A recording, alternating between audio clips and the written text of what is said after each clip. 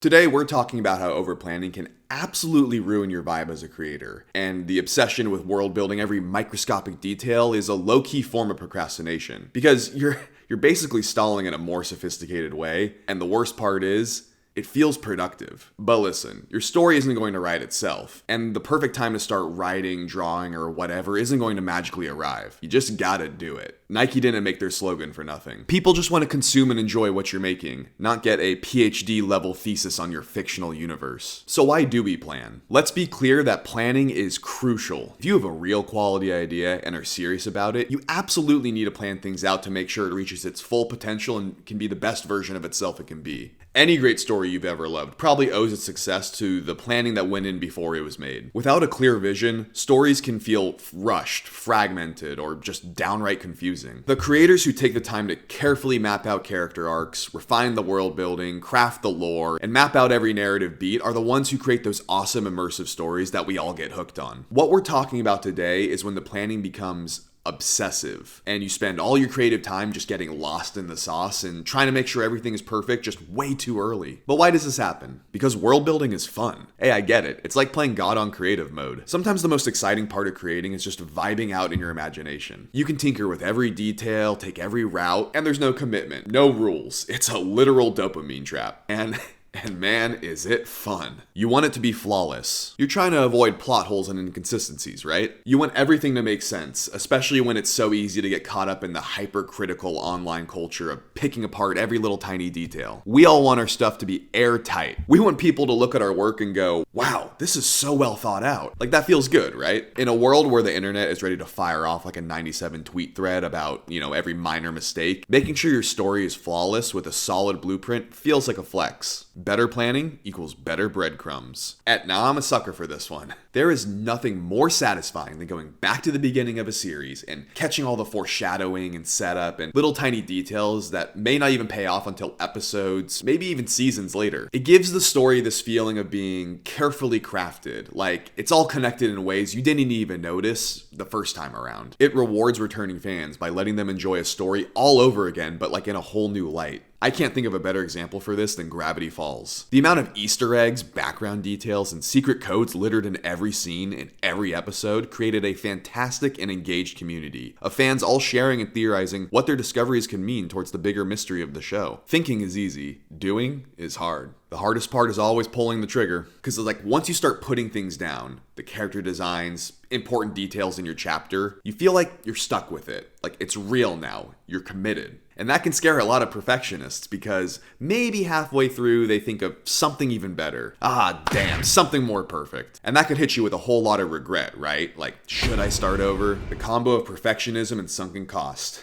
Nightmare fuel. That's creative nightmare fuel. So here are some reality checks to help you snap out of planning and start creating. Perfection doesn't exist. It doesn't.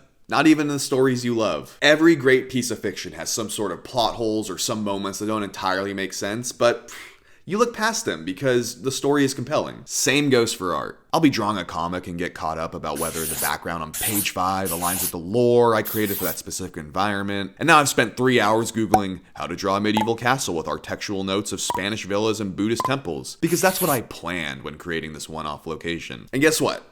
Nobody's going to even notice it because they're looking at the hero punching a dragon. You're so obsessed with the details, you're not even actually making the thing. And you know what happens when you overplan?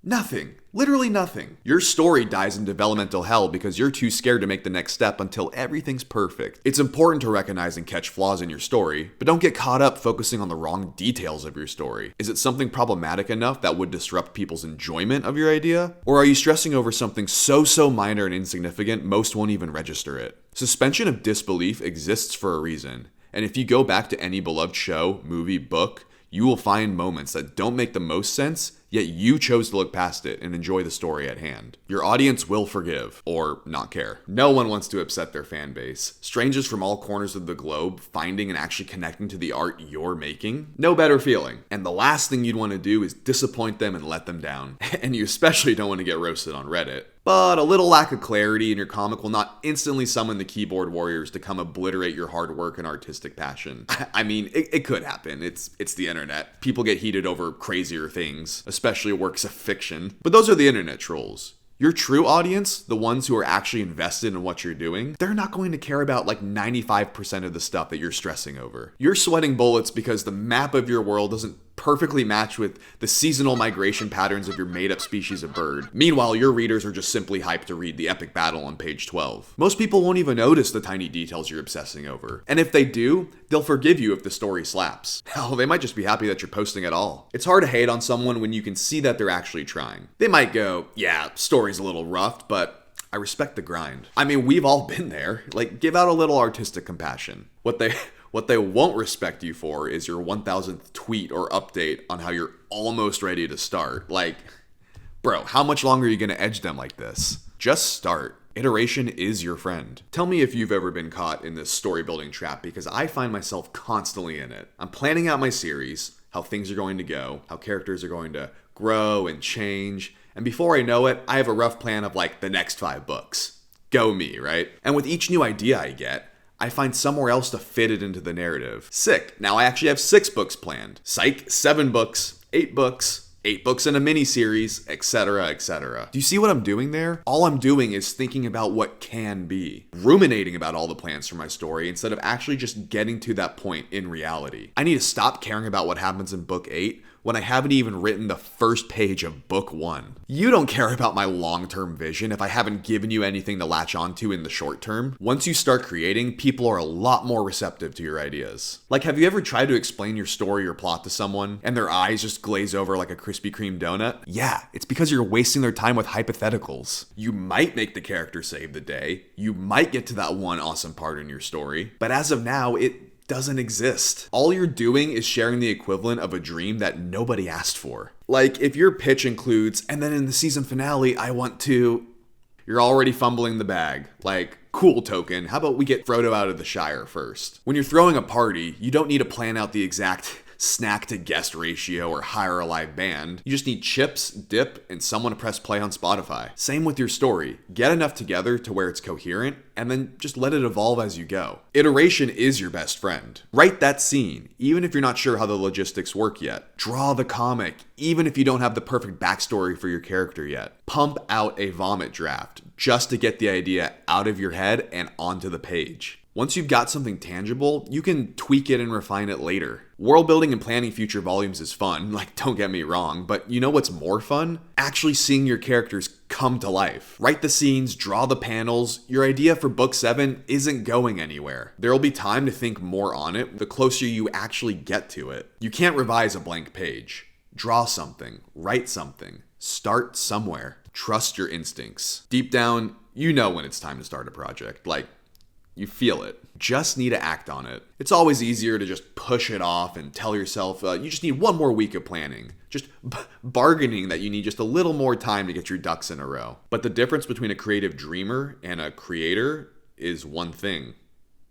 Action. Doing is what makes you a creator. Not the endless planning, not the perfect maps, not the lore spreadsheets. So just take the L on perfection and start. Like, your future self will thank you. But if you're a little stuck on how to start, here's a tip. Draw your favorite scene first. Forget the linear order. Nobody's grading your homework. Draw the epic fight or the big reveal where your character cries in the rain. If that's the stuff that gets you hyped to keep going, start with it.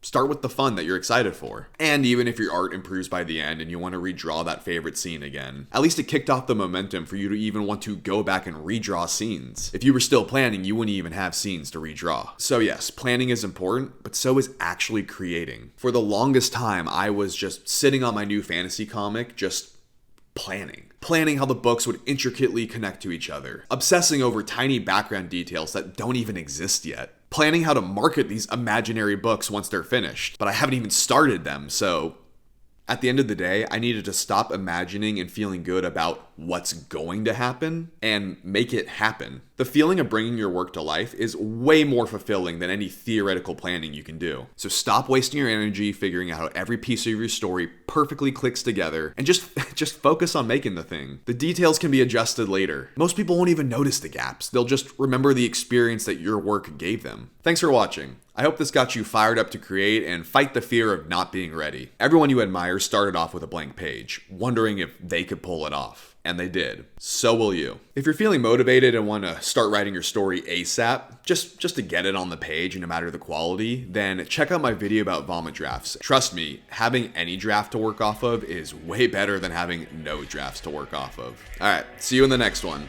I'm planning on it.